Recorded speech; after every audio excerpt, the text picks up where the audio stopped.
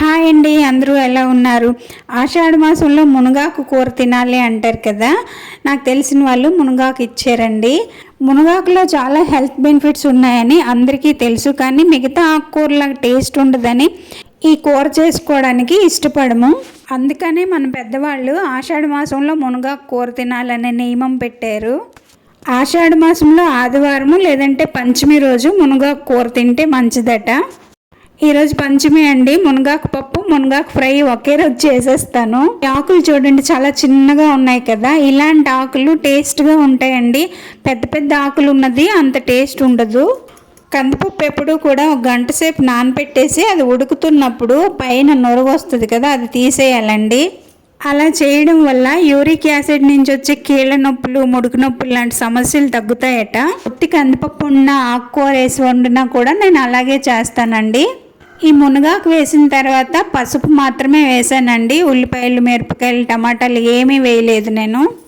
3 whistles అయిన తర్వాత cooker చల్లారాక మూత తీసేసరికి పప్పు అయితే ఉడికిపోయింది. మునగాకు అయితే అలాగే ఉంటుందండి, అదేమీ మెత్తగా అవ్వదు. ఇంత చిక్కగా ఉంటే పప్పు తినలేమండి. కొద్దిగా వాటర్ వేసుకుందాము. దీనికి తాలింపు కూడా చాలా సింపుల్గానే వేస్తానండి. కొద్దిగా నూనె, కొద్దిగా జీలకర్ర, ఎండుమిరపకాయలు, కరివేపాకు, వెల్లుల్లి, అంతే. ఒక చిన్న టమాటాను కూడా ముక్కలు కట్ చేసి ఈ పోపులో వేసి వేపించుకుంటే పప్పు చూడడానికి ఎల్లో, గ్రీన్, రెడ్ కలర్లో కలర్ఫుల్గా కనిపిస్తుందని ఒక చిన్న టమాటా కట్ చేసి వేసుకున్నాను. టమాటా కొంచెం మగ్గిన తర్వాత ఈ ఉడికించిన పప్పు ఇందులో వేసేసుకొని తగినంత ఉప్పు వేసేసుకోవాలి. ఈ మునగాకు పప్పు తాలింపుకి ఉల్లిపాయలు, పచ్చిమిరపకాయలు వేయకుండా అయితేనే బాగుంటుందండి. మునగాకు పప్పు రెడీ అయిపోయింది. ఇప్పుడు మునగాకు వేపుడు కోసం కడాయి పెట్టుకొని కొద్దిగా ఆయిల్ వేసుకున్నాను. దీనికి ఎక్కువ నూనె ఏమీ పట్టదండి. ఎంత నూనె వేసినా ఆకులు వేగిన తర్వాత నూనె అంతా బయటకు వచ్చేస్తుంది. దీనికి కూడా ఆవాలు, ఉల్లిపాయలు, పచ్చిమిరపకాయలు వేయలేదండి. కొద్దిగా జీలకర్ర, వెల్లుల్లి, కరివేపాకు, ఎండుమిర్చి, పసుపు వేసాను. ఇది కొంచెం వేగిన తర్వాత మునగాకు వేసేసి చక్కగా కలిపేసుకున్న తర్వాత కొంచెం వాటర్ వేయాలండి. కొద్దిగా వాటర్ వేసిన తర్వాత మూత పెట్టి ఒక 10 నిమిషాలు సిమ్లో ఉడికించుకున్నాను. 10 నిమిషాల తర్వాత మూత తీసి సరిపడా ఉప్పు వేసుకొని వేపేసుకోవాలి.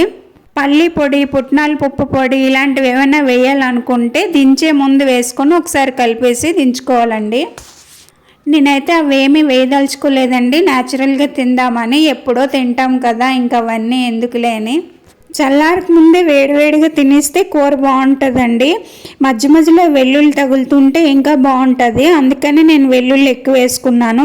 వెల్లుల్లి ఇలా వేసుకుంటే మనకు పల్లి పొడులు ఏమీ అవసరం ఉండదండి. భోజనం వడ్డించేటప్పుడు ఎప్పుడు కూడా ముందుగా ప్లేట్లో రైస్ పెట్టకూడదటండి. కూర, పప్పు, పచ్చడి ఇలాంటివి ఏవైనా ముందుగా వడ్డించి ఆ తర్వాతే అన్నం పెట్టాలండి. వీడియో నచ్చితే లైక్ చేయండి. ఇంకో వీడియోలో మళ్ళీ కలుద్దామండి. బాయ్.